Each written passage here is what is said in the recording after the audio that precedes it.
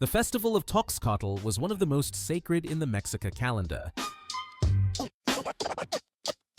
It honored Tezcatlipoca, the smoking mirror. Weeks of fasting, song, and offerings had built toward this day.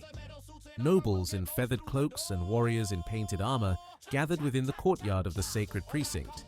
Music lifted from drums and flutes, dancers moved in circles. Find me some gold galore, 'cause I got to pay my old senor. For a full year, a young man chosen for his beauty and perfection lived as the living embodiment of Tezcatlipoca, a major Aztec god associated with night, sorcery, war, and fate. Small toe swept in the sand, we come in peace. He was fed, dressed in jewels, and treated as divine. On the festival day, he was to ascend the temple steps to be sacrificed. The impersonator was not random. His role was seen as an honor, and elite families often offered their sons, knowing they would be celebrated before death. This day was one of the most sacred points in the Mexica calendar. Thousands of people took part every year.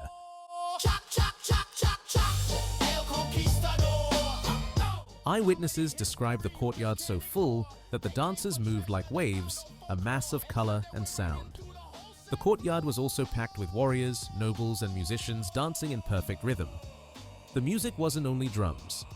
Conch shells and carved bone flutes produced haunting, high-pitched tones meant to echo the voices of spirits.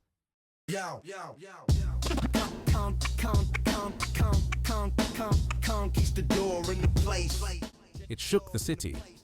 Hollowed tree trunks that were so loud their rhythm rolled across the lake and echoed from the mountains. Rolling up the causeway, armored in the heat. Elite fighters wore fearsome jaguar skins or eagle feather headdresses, not for battle, but as living symbols of cosmic order. On my flank, yo, the city's in sight. Tóxcatl fell just before the rainy season. Its sacrifices were believed essential for ensuring maize harvests and the fertility of the land. Better guard that head, if it slips just once, I'ma wear it instead. Crown check, yo, your throne ain't secure. Conquistador flow, I'm the cure, you the blur. Crown check.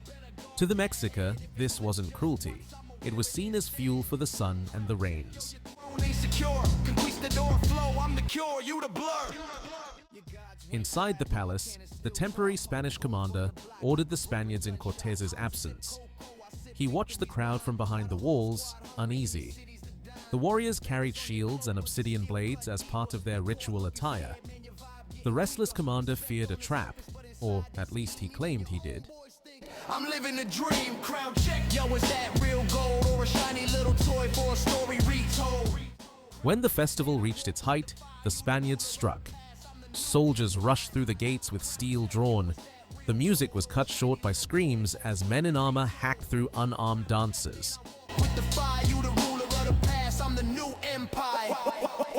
Most of the conquistadors had left the city to confront another invading force trying to take charge.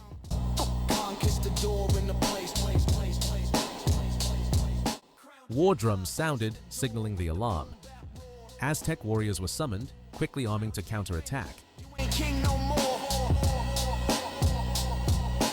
Warriors fell in their ceremonial costumes.